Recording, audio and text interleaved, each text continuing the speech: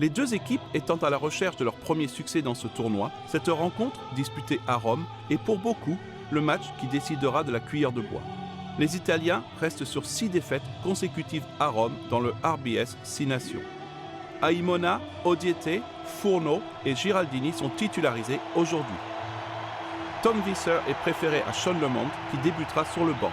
Ryan Wilson remplace Dave Denton, forfait au dernier moment. Les Écossais voudront se venger de leur défaite l'an dernier à Murrayfield face aux Azuris. Après un début équilibré, les Italiens ont ouvert la marque sur un bon coup de pied de Kelly Aimona à plus de 40 mètres des poteaux. Le numéro 10 des Zébrés ayant largement la distance, 3-0 pour les locaux. Après cette pénalité, l'Écosse appuyait sur l'accélérateur et passait devant à la 10e minute grâce à un essai de très belle facture. Tom Visser cassait le plaquage d'Eduardo Gori et Stuart Hogg jouait à la perfection avec d'abord de bons appuis, puis une bonne vision du jeu pour servir John Barclay, arrivé lancé, qui inscrira le premier essai de la partie. Le joueur des Scarlets franchissait la ligne et son équipe passait devant au score. Un essai qui doit beaucoup à Visser et Hogg. Laidlaw passait la transformation, Écosse 7, Italie 3. Et quelques minutes plus tard, l'Écosse aggravait la marque grâce à un second essai. C'est Finn Russell qui a initié l'offensive et après avoir recyclé le ballon, les Écossais attaquaient une nouvelle fois sur le côté gauche.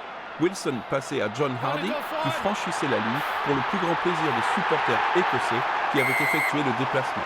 Domination écossaise renforcée par la superbe transformation de Laidlaw, 14-3 pour l'Écosse après un quart d'heure de jeu. À la 26e minute, Laidlaw rajoutait 3 points.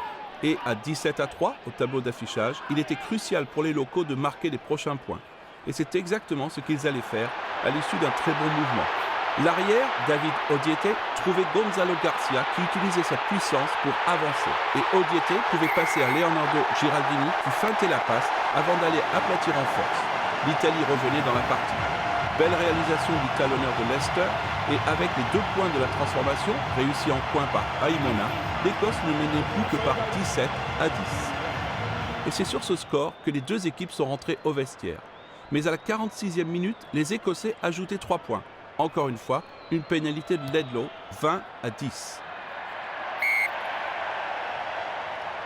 Mais les Italiens réagissaient et inquiétaient immédiatement la défense écossaise qui concédait sous la pression une pénalité près des poteaux. Aimona l'a passé, 13-20. Puis Laidlaw marquait coup sur coup 2 pénalités à la 54e et 58e minute. Sa précision au pied donnant 14 points d'avance, soit 2 essais transformés. Les supporters visiteurs avaient de quoi célébrer et être contents.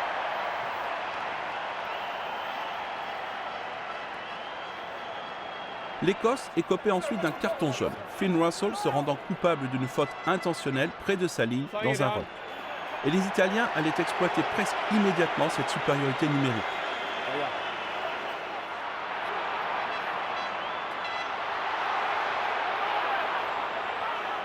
Après plusieurs charges du remplaçant Martin Castrogiovanni, près de la ligne adverse, le joueur de Treviso, Marco Fuser, franchissait la ligne.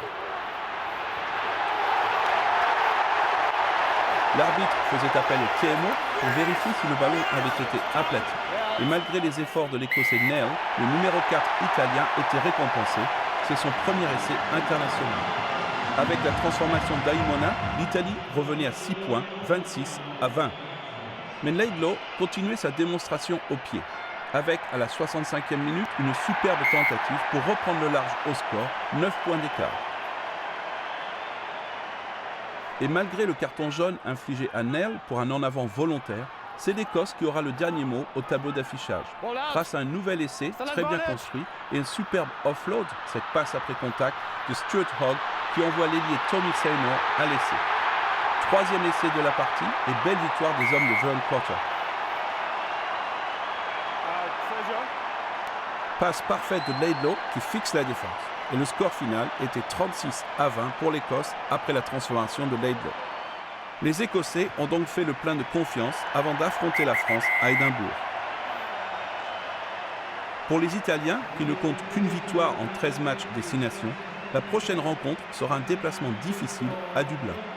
Après un match spectaculaire, score final au Stadio Olimpico, Italie 20, Écosse 36.